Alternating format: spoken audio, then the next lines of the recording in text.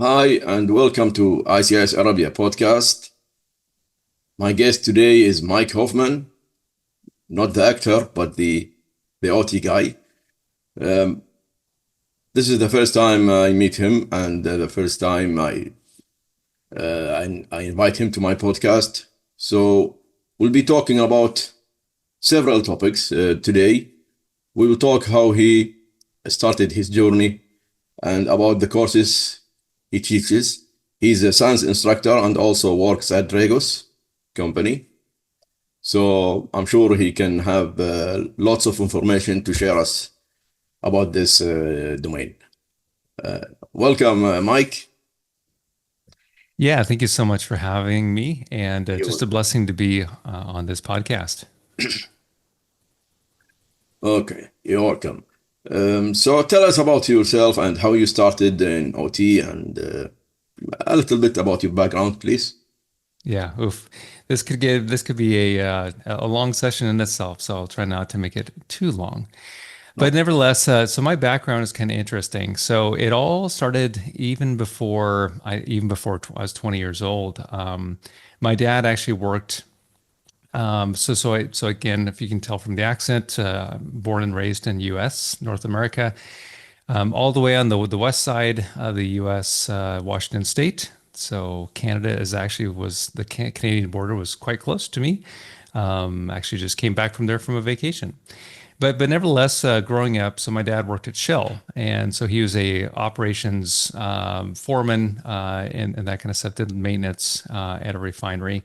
And so as I was kind of raised as a young kid, I mean, some of the dinner time conversations were around refinery operations, pumps, compressors, and all these things.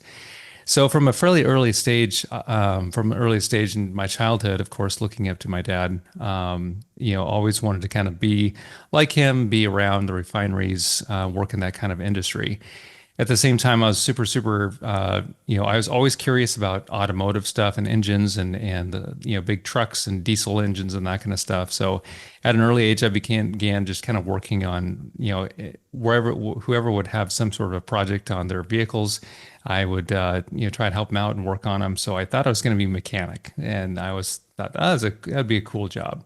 And then my dad one day said, "You know what? There's some people at the plant, at the refinery, that walk around with these very, very little wrenches, and they're called instrument techs." And he said, "You might want to think about that as you get older. You may not want to carry around such a big wrench. You may want to carry around the little wrenches." And so I said, "Okay, well, what is this about?" So he said, "Well, I can get you some books." And so he brought home, and at that time, people that worked in OT and in automation, there was no college out there, especially for the technicians. Most of the people that were trained as I&E techs or in the automation industry in itself were operators, and they were people that used to work on the process units, and after a while that they would be trained up, and then they'd transfer over to different roles within the maintenance departments.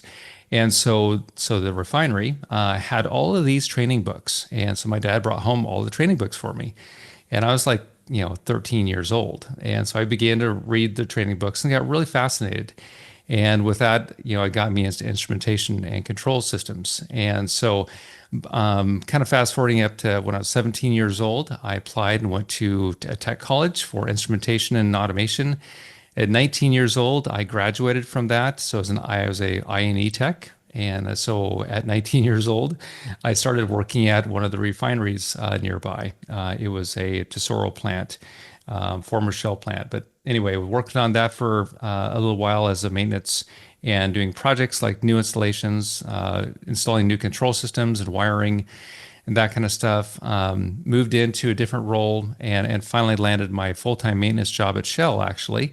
And so I was with Shell for 20 years, but I started out as an I&E tech, and I've always kind of had this massive curiosity for how things worked. And so that's kind of what has propelled me all throughout my career is having just that curiosity. So how does it work? Why does it work? And how can you misuse it or abuse it?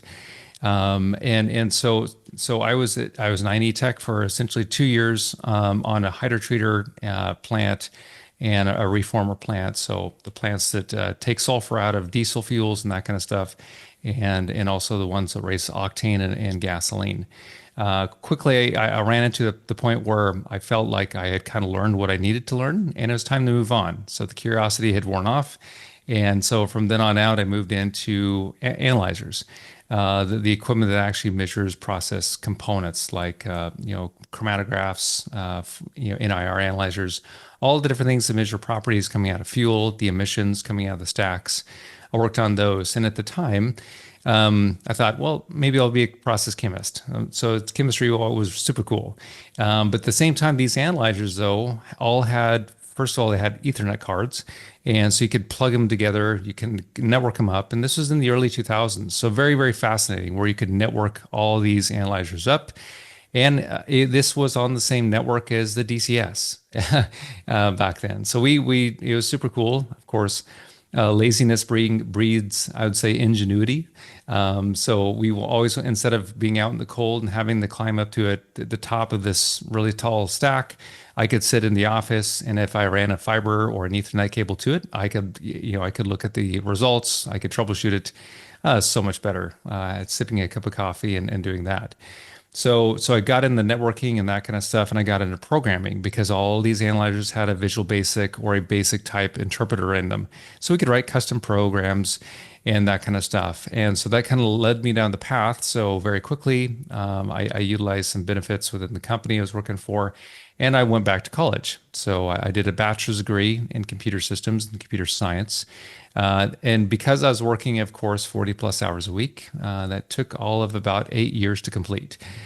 So I was doing my day jobs and that kind of stuff, learning as much as I could, going to essentially distance college.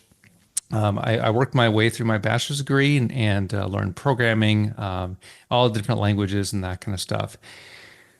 So that kind of puts us into around 2010, 2009, 2010 timeframe, and at that time I had moved into more of the engineering role for process analyzers, doing big analyzer system installations and that kind of stuff, and also doing factory acceptance tests and site acceptance tests.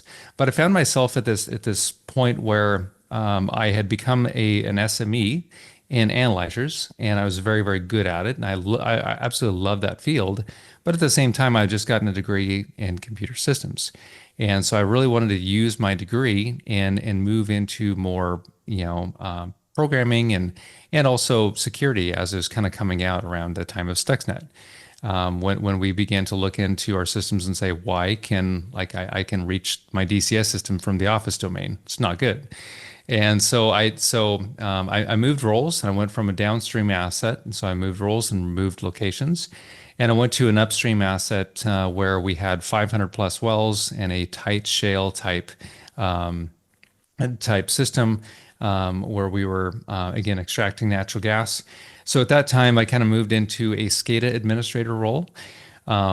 Where I was, adminning our SCADA systems, also kind of the lead programmer for all the RTUs that we used out in the fields, and also all the PLCs at our injection facilities. So I did a lot of more PLC programming and automation work and that kind of stuff, and a lot of custom scripting for our SCADA system. And at the same time, too, there was a global program coming in to do cybersecurity, and so the network was in pretty poor shape and from a security perspective. So my role was to upgrade the network and also do all the cybersecurity improvements. So that was about 2013, 2014 timeframe. And at that time, I really, kind of went, I saw some online or open classes and that kind of stuff for cybersecurity. So one of them was the INL, or Idaho National Labs 301 course.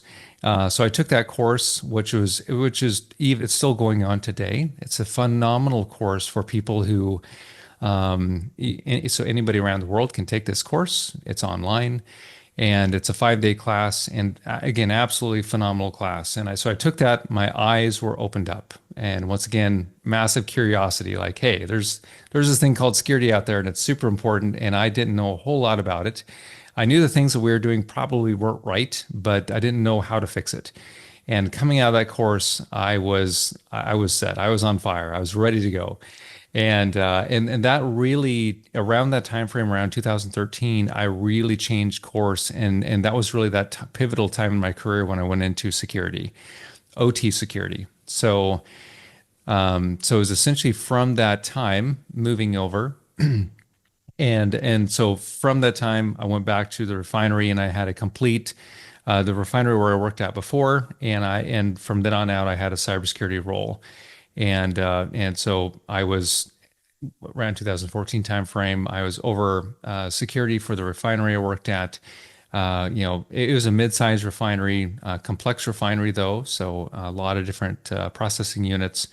But yeah, we had like 300 switches and like 400 hosts, virtualized systems that we were putting in, all brand new. So it was kind of cool to see that fruition of security, doing a lot of network admin, Windows systems, and all that kind of stuff, all the network architecture. And then I began to go down the path of getting all my certifications as well. So that kind of led me down that, got me in a jump start, and then moved on in different roles. But I was at that plant for a little while doing security work. And then at that time also, I was talking to my supervisor, and at that time, the SANS classes were beginning to be developed, like the ICS 410 class. So ICS 410, for those who are not aware, that's the ICS SCADA Security Essentials class. So it's kind of that first step class coming into SANS. So when I saw that class, I was like, oh, that's so super cool. So I asked to get approved for it. Went out, took the course, and then right afterwards, I got my first GIAC certification, the GICSP, and then again continued on down that path, growing in my career within Shell, moving up to a technical authority level. So I was at that plant for a couple of years, and then I went into more of a global role. Again, still going into that, and then I actually exited Shell as a global technical authority for all downstream refineries, chemical plants, pipelines, and all that kind of stuff. So, and along the way, I began taking more SANS classes, and at the time, it was like, this is cool, but it would be super cool if I got my master's degree.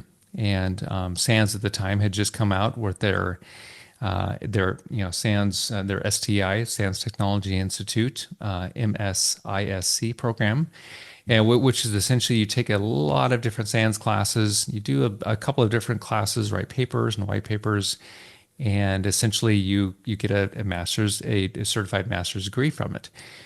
So took me roughly a year and a half to do, and finished that program up. And then at that time moved over from Shell to Dragos, where I've been now for 4 years.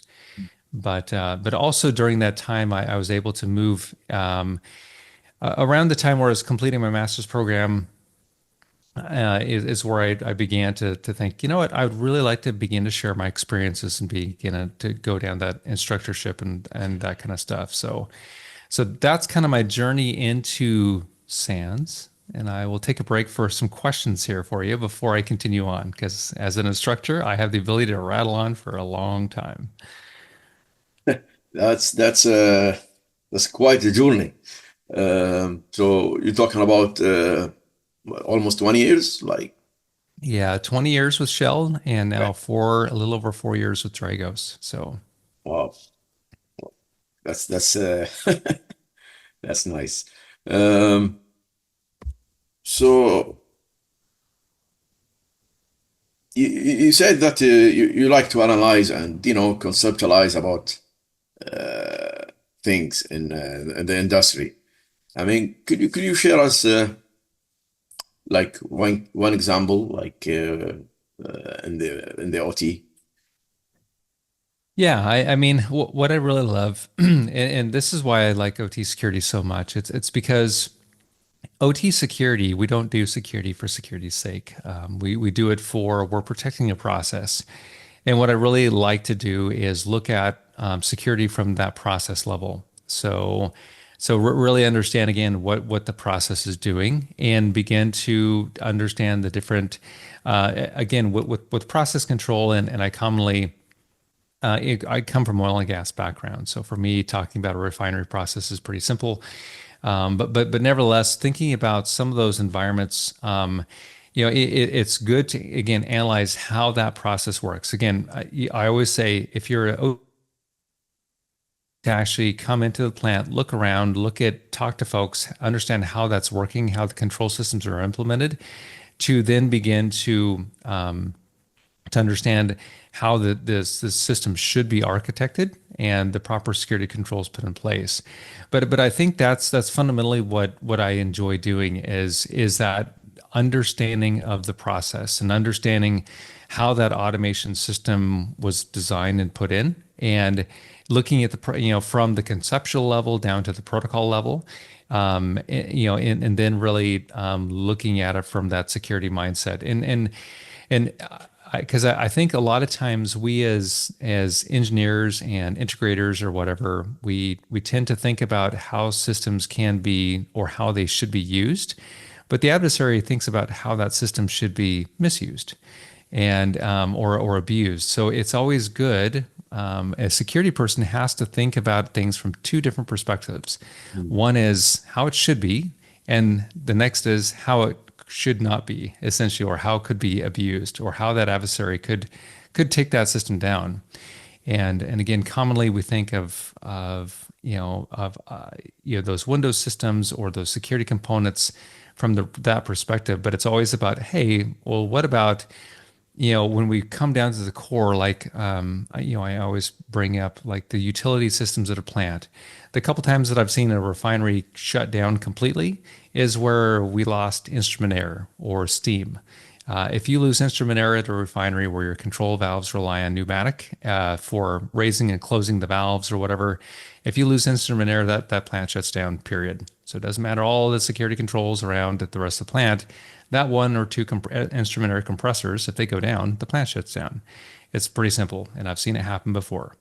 So if from that perspective, it's always good to analyze those weak points in the process, and from there and then build out like your crown jewels, understanding what those key areas are, and then build out from there how you can protect them and how you can ensure they're resilient, if you will. All right. Sorry, I forgot. What engineering did you study? Y- uh, So my degree was a computer science degree, and then my master's degree is a okay. master's of science I in thought you, information security I thought you engineering. studied Yeah. engineering. Sorry for that. Yes. Yeah, nope, nope. But yeah, my roles have been like one. I've had a couple of engineering titles because I was a former analyzer specialist slash engineer. So Mm. I've done a number of process heavy duty engineering, like doing all the calculations for flow meters and valve trim sizing, analyzer sample loops, all these things. So I've done a lot of engineering work, but Yeah, not necessarily coming from an engineering background. Yes. nice. That's interesting. I'm computer science too, so um, Yeah. I can Awesome. we can I can relate to you. Uh, um, all right. Shall we go to the instructor now phase? Yeah, absolutely. So, Yeah. there, as I was beginning to finish up my master's degree, I've always been one about the community. So within my previous role as well with Shell, I was a kind of a global community practice lead. So I was able to take part in sharing knowledge and that kind of stuff around the globe for within the company, and I really valued that being able to kind of give back to the community and the folks that I worked with, and I was able to to help teach some internal classes and that kind of stuff. And I really fell in love with teaching and with seeing, I would say that light bulb moment when somebody else really understands and gets something. With that going on, I really kind of wanted to do that and wanted to be an instructor. And then when I So with that, I saw some opportunities with Sands, and originally, that when Rob Lee, who was actually the CEO of Dragos, company who I work for, when he created ICS 515, the ICS Visibility Detection and Response class, I thought that's fantastic. That's the class I want to teach. And this was pre-COVID, so the world was different. And so I kind of raised my hand. I had taken that class. I raised my hand, and I passed that grid certification, and I got high marks on it. So in SANS, to be an instructor, each class is a little bit different, but you have to get above a 92 on the certification. Fairly decent high marks. It means that you know that material well. And so with that, I kind of raised my hand and said I'd love to teach this class. And I began to go down the path of within SANS, they take you down a fairly perilous journey of becoming an instructor, where you go through a lot of different pre-teaches and that kind of stuff. First of all, you have to TA the class, which means that you're kind of helping out students with all their labs and their technical things. And so I did that, and I began to do co-teaches with the instructors and that kind of stuff. But also at that time, the class I teach now, which is ICS 612 or ICS Cybersecurity in Depth, just came out, and it was in the alpha phase, which means that it was just brought out to the students. And I was able to sit in that alpha/beta class, the first one that they ran, and that class is full of automation kit. And I absolutely fell in love with the class. It was like, this is me. This is my background. I'm a former automation person, and the class is really about kind of going and building up from, if you will, the Purdue model, coming up through level 0 and moving all the way up through the controllers, through all the different servers and that kind of stuff, to the head end or level 3 systems and on up, and essentially building out that Purdue model stack, that technical stack. And the class has a lot of, I mean, it's the most hands-on class SANS offers, and it's all automation kit. And so when I sat through that class, I was like, oh, this is the class for me. And so anyway, I went ahead and switched from trying to go down the route of teaching 515 to teaching 612. And that's kind of what started me down that path. And it took a couple of years to get to do, where I was involved with doing co-teaches and doing teaches of myself, and then finally becoming a certified instructor. But so the path in SANS is always different for everybody. But for me, it took a number of years, and that's typically what it takes, because SANS courses are, in my estimation, my humble opinion, they're the best out there. But to be the best, that means that the instructors have to be proven, and they have to go down a very challenging pathway to become an instructor. So it took me a number of years to do that, and now I teach that course throughout the world, essentially. So and blessed to teach it here in the Middle East. I just taught it in Dubai, actually, back in November. Nice. So you chose to be in the Middle East, or they ask you to be here? For SANS, or so. You, for both, you work for Dragos For and both, Advance yes. in the Middle Yeah. East. Yes. That's actually a personal decision, that Okay. kind of stuff. So yeah. I got So had a number of life changes, and so eventually I married Sultan Masharova, who has Yeah, actually been on this podcast before. she was. And yes, and so very, very blessed to have her as my spouse. And so both of us now live here in Dubai. So that's how I ended up in Oh, Dubai. both of you are working in the OT industry, so Yes, we are. Yes. that's quite So interesting. Uh, makes for fun evening conversations. So, are there any people also, who like you guys, like both husband and wife are in the OT? Do you know any people? uh, not that I'm aware of. So you are. I think there's maybe a few out there, but maybe not to the because I think that what kind of sets us apart a little bit is our community involvement, which is wonderful. Mm. She's very, very involved in women's cybersecurity in Kazakhstan, here in the Middle East, within Singapore, over in the U.S. I mean, she's involved globally, and so within that those dynamics, it makes it yeah, an absolute blessing that both of us are involved in that capacity. So, So, I mean, what type of student who come to the 500 course and the 600? I mean, are they the same? Are they different? Are they from you? well, I'm glad you asked this question because with SANS, again, SANS has the different the different scales, if you will. So they have the 400 level course, which is essentially an intro course. Now, SANS is just coming out with an ICS 310 course. So for those who are very, very unfamiliar with OT and really just want to get that, what is this about?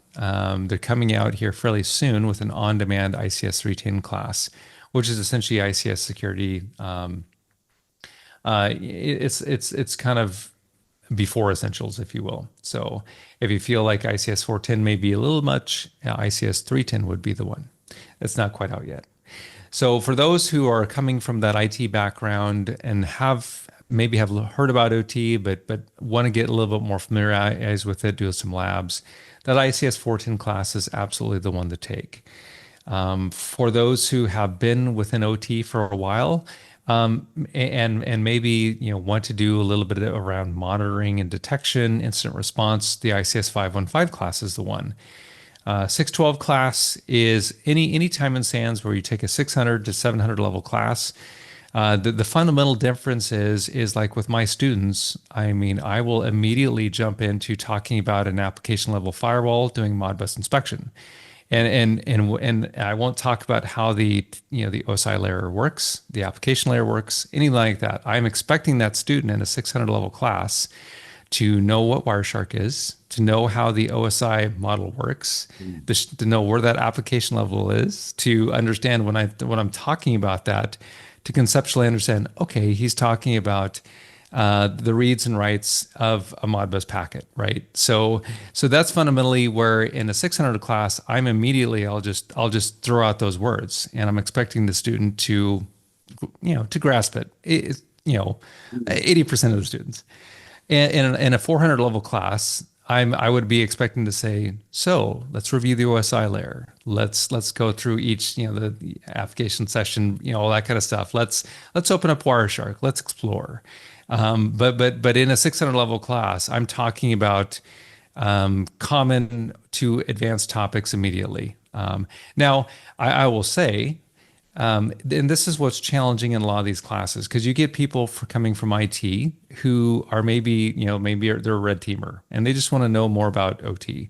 So some of these topics to them, they'll be like, this is quite boring. I do this stuff every day. But to other people, their mind will be melting immediately when we get into some of these topics because they have never heard of them before. So it's always quite challenging to try to have a class that meets in that sweet spot in the middle where because the students coming into my class are always coming from diverse backgrounds. I have a lot of folks that come in that have done automation. And so the way the class is built out is the first 2 days are essentially we're going through a Click PLC and a Compact Logics PLC. And so one's from Automation Direct, the other one's from Rockwell.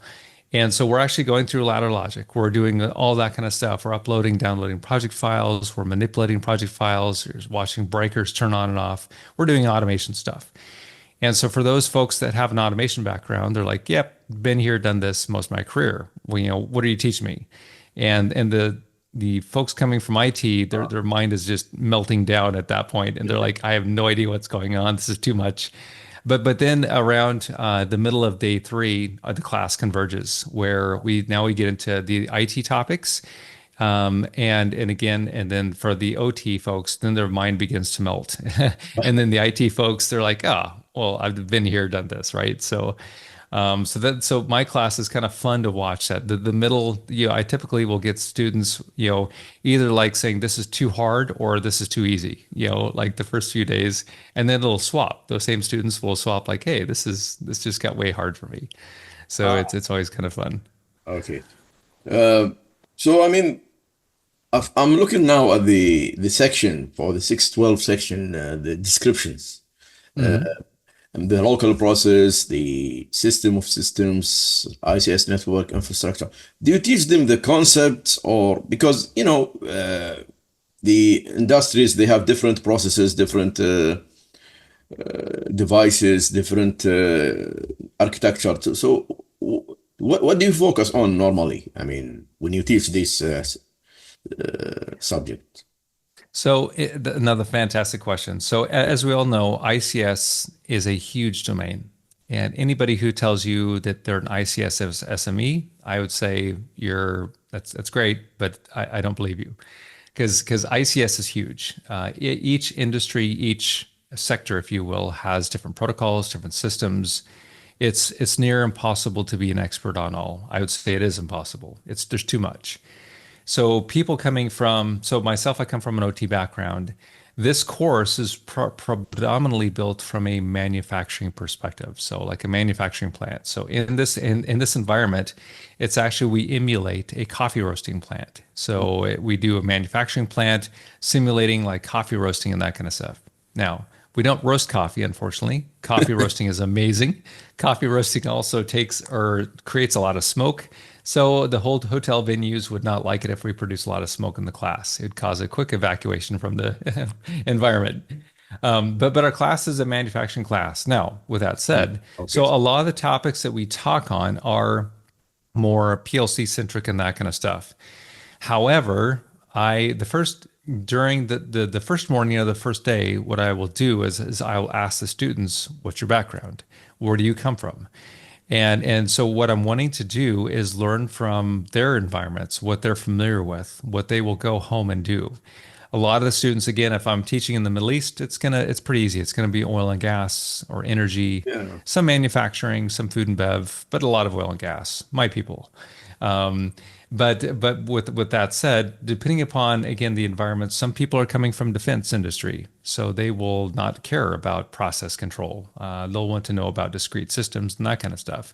So it all depends. But what I want to do and is learn from that student so I can relay the concepts and that kind of stuff back to their place of work. And I think that's the SANS promise is that week that you go back to your work, you can directly implement or use the things that you've learned. So what I do is and what the class does is it teaches concepts, but then we have labs to reinforce those concepts. So all the concepts that we teach, like getting into the network infrastructure. So we teach, proper architecture, the Purdue model, and that kind of stuff. We teach like doing assessments from that, like looking at here's a packet capture. Are there different things going strangely with it? We use industry tools and that kind of stuff.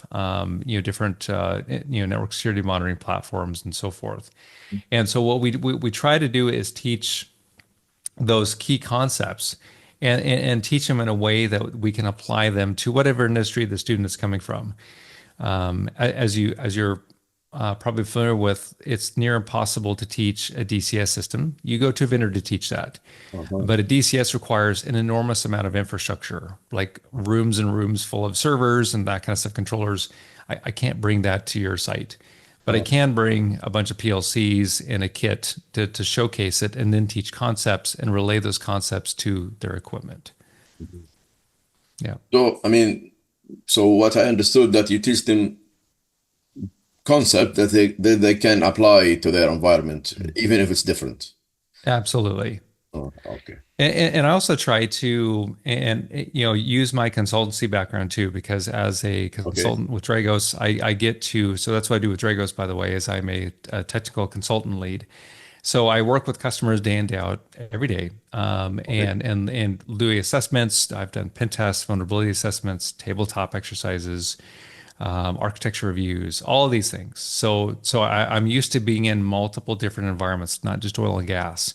Mhm. So that's how I can use my background, my 24 years of Mm. experience within a classroom setting when somebody says, "Yeah, but I'm from the power industry." So I said, "Okay, well, let's talk about your transmission systems and your high voltage and your step down transformers and your switch gear and all that kind of stuff and your SCADA systems and your RTUs and you name it. Because of experience and background, I can be able to relate that information."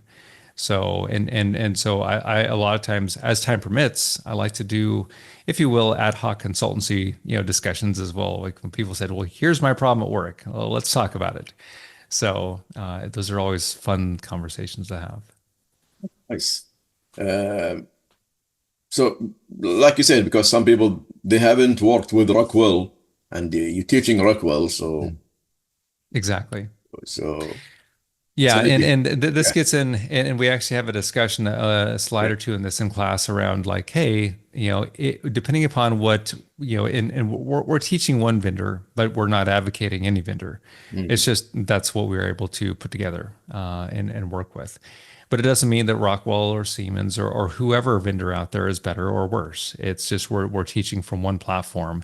But commonly, of course, within this region, you'll have a lot of other vendors. And so as somebody will say, well, hey, this isn't in the TIA portal, or from the Schneider perspective, this is how we use it.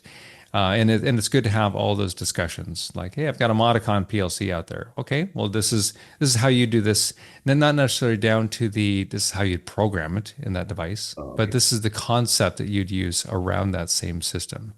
So yeah, I never try. I always try to stay very, very vendor neutral and not advocate one better than the other. Let the vendors out there advocate for themselves. Mm. I'm just here to teach concepts and to help my students out. Okay. One thing I noticed that SANS courses for, I mean, the typical cybersecurity courses, the IT one, they teach offensive and defensive courses. But I noticed for the OT one, I'm not sure, you can correct me. You only teach defensive, right? Defense, like for blue teams, the courses are tailored for these people, right? Or Yes. And so I will say yes to the Cleave It. So we are yes. very aware of that. And there is a new course coming out, ICS 613, Oh, um, which will be, and I believe it'll be coming out later next year or the middle of next year sometime. I've been kind of cursory involved with it. Not really. I'm not a course author on it, but it will be a pen test course. So okay. so yes, that feedback has been heard, well received, and SANS is working on developing a pen test course. Challenging thing around pen testing, though, or going from the offensive side, is typically, and again, I'm a huge advocate of doing pen tests, like an assume Mm. breach pen test or something like that. So because we always try to do good security around our perimeter, our firewalls. We try to do good monitoring, but as we all know, it's not until we actually test something that we know it works. Yeah. And that's why doing a pen test around your perimeter, going that from that IT down to the DMZ, or DMZ down to like a few L3 boxes down there, something like that, is extremely helpful. It's like why the Saudi OTCC cybersecurity controls talk about that, where depending upon the criticality and the risk and that kind of stuff of your environment, you have to do a pen test, every so many months, or the frequency based on the criticality, which I absolutely love that that's in there. So that being said, SANS is aware of that, and SANS is building out that course. However, though, I will say, Mm. um, commonly a lot of people, again, pen testing is cool. You're hacking, it's on the command line. It's super cool. You get Yeah. command shells, all this kind of stuff. However, I think so many people try to focus on, well, let's get a pen test. It's like, that's great. I'd love you to do a pen test, but is your network architected correctly? Do you have the proper, host-based and network-based detections? If you haven't done that yet, you Mm. probably shouldn't be doing a pen test, unless it kind of goes back, unless you want to, walk back to your leadership and say, okay, we did a pen test, we have some problems, and here's the pen Oh, test report to show us our problems, and maybe that'll help get some budget and some resources to go fix our network, or fix my host, or whatever, host or network based detections. yeah, that's exactly what I talked about with Mike. Mhm. My interview with Mike, if you know him, Mike Holcomb. Oh, Holcomb. Yes, yes, Yeah, yes, yes. we talked Friend of about mine. pen testing in OT, and he Uh-huh. he he just said something like what you said, that no matter how many times you pen test, if your organization is not secured and has the proper controls, then Yeah. what's the point? It's one of Yes. those things that Yes. and again I'm super happy that SANS is coming out with this class because I think it's gonna to fill a lot of gaps. But from a business perspective, it's a mature approach. So it's one of those things that you do after you've done all the other things. Like SANS came out with the SANS 5 critical security controls. And within those 5 critical security controls, pen testing is not one of them. And it's not one of them for a reason. Okay. Most places don't have a good incident response plan, which is control number one, Hmm. or their architecture is not great. It's control number two. As I go down these controls, it's like it's not in there because it's just so many assets are struggling to do the basics. So why go do a mature thing like a pen test when you are struggling with all the other things? Again, unless you just want to raise awareness to leadership to say, yeah, here's our problems.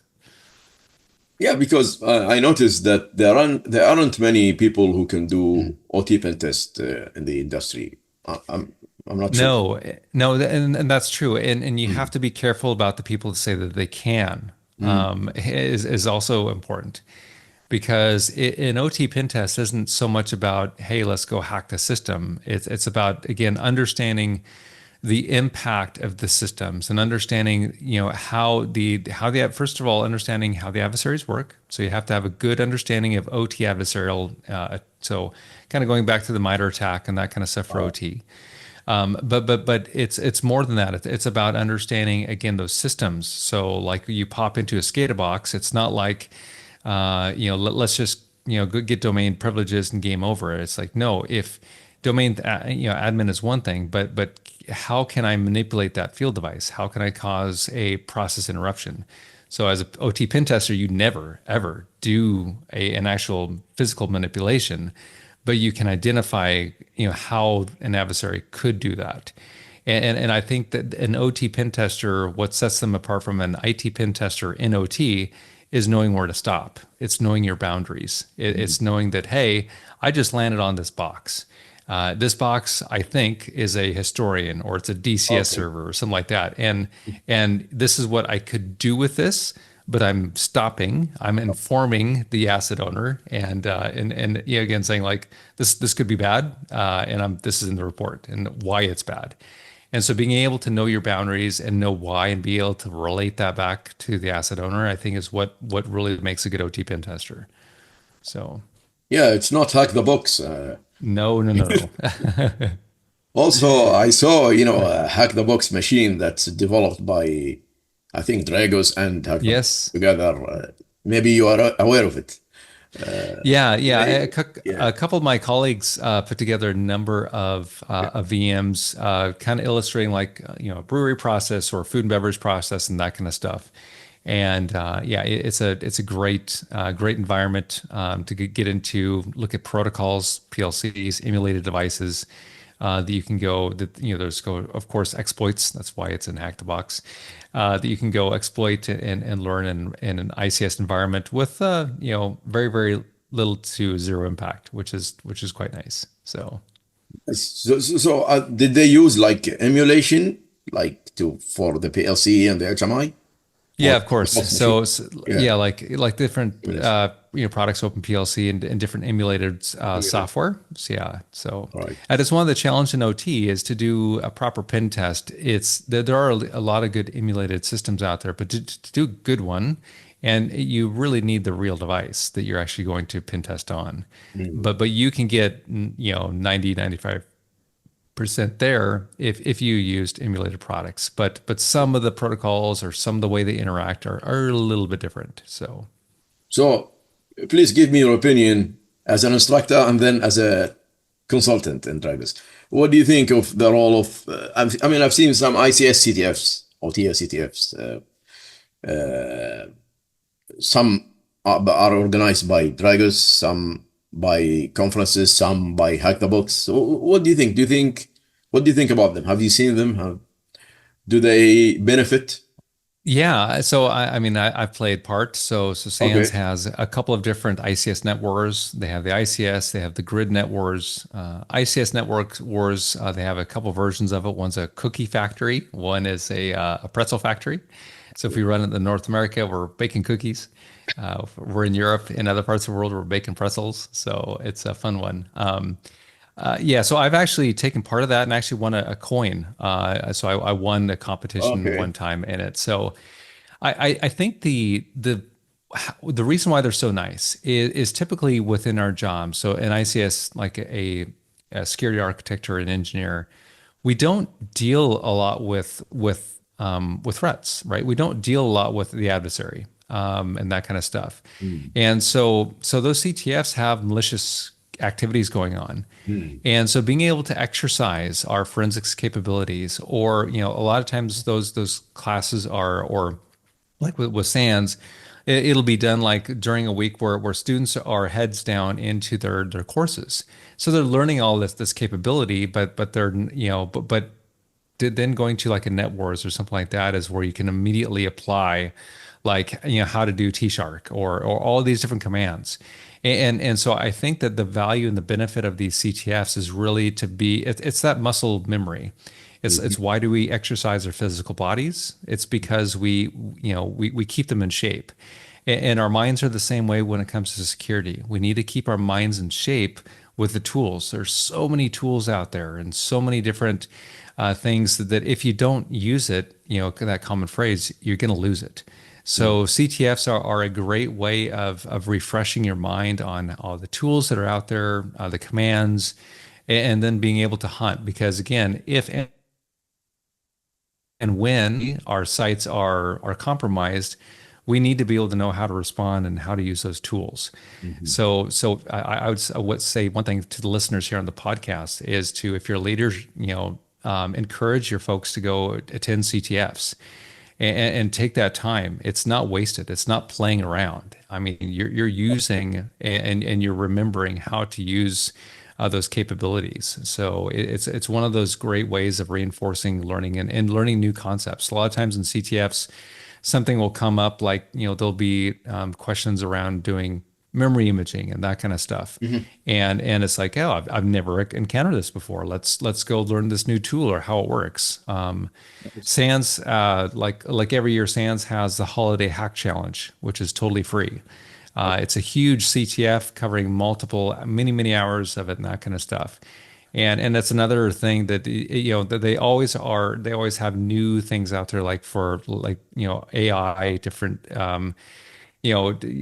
challenges or challenges around cloud infrastructures and that kind of stuff. So all the new stuff that maybe S and OT we don't get around, our heads around very much, but a Mhm. lot of these CTFs will offer kind of a glimpse into new technologies and new areas. So it's a great learning opportunity as well. Nice. I'm glad because I like CTF. So I love them. Yeah, yeah, yeah. nice. The only problem with CTFs is the time. It's hard. It's I find with our busy schedules, it's hard to find the time. But when I do find it, it's always rewarding. So So please invite me whenever there is a OTCTF. Please let me know. will do. Thanks. So 612, the 612 course, is this the first one? The first course? How long it's been since it started? 612 has been running now. Yeah, it's almost pre-COVID time. So I love how we reference now life and COVID or Okay. pre-COVID, after COVID. But it was around 2020 or so when it came out. So it's been running 4+ years now. Yeah. So and it's ran all over the world. Oh. So and depending upon where it's ran, right now there's three, going to be four instructors. So Mm. the way it works with SANS is you choose your instructor, you choose your location, and yeah, and that's next one. I do believe we have one run coming up within the Middle East. Again, commonly it's ran in the fall at Dubai, but we do have a run coming up, and it's actually next December. It's on the schedule in Kobar. in Saudi. So Lovely. Okay. so that'll be there. So hopefully I will be there, inshallah. But let's see on that one. But let's see how that goes. But yeah, so that's kind of how it works. Is you choose a course, and see if it fits within schedules and that kind of stuff, and apply. Have you done the course in Kuwait or never? Not in Kuwait yet, I believe, but yeah, we're trying to do more runs here in the Middle East for sure. I know there's a huge opportunity. There's a huge need with all the critical infrastructure around the Middle East. So yeah, would love to do it more here. See, good. So, I mean, that was a nice talk with you, Mike. And any plan in the future? I mean, are you gonna teach the pen test course or Well, definitely raise my hand for it. Let's see how that works. But yeah, I would love to be a little bit more involved with that as well. Again, you I've done you, some you do pin pen testing. testing, right? Yeah, Yes, I do. Yep. nice. So. Uh, so, see.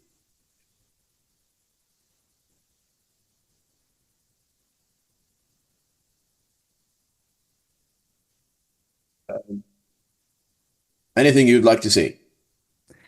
Yeah, just Yeah, again, I think the main thing is just thank you for having me on here. Again, sure. being a blessing to be part of this podcast and be more, I'd say join in the community here in the Middle East. I love the folks here, and it's exciting to see these efforts like you're making here on the podcast to bring more like-minded people together within the Middle East and share insights and experiences.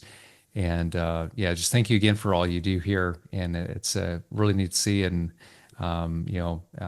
always eager to be part of this community and engage it more however I can. So thank you so much. Thank you also for your effort and for teaching the courses and for everything you've done. I Yeah, mean, thank you. And yeah. thank you for accepting this invitation. And so that's it, folks. We had a nice conversation with Mike, and thank you very much. Take care.